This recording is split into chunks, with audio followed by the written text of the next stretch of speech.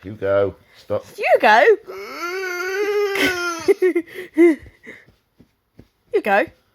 What are you doing? Look, whenever I call his name, Hugo doesn't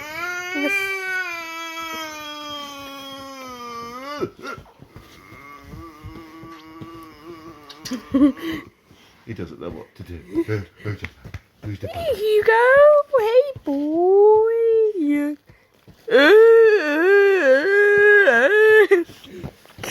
Then he tries to lick your face. And again. And Yes, he's I know. really strong. You go. Good boy. In Chesterfield, meeting Hugo for the first time since December last year. We got to get up and get breakfast. Yep.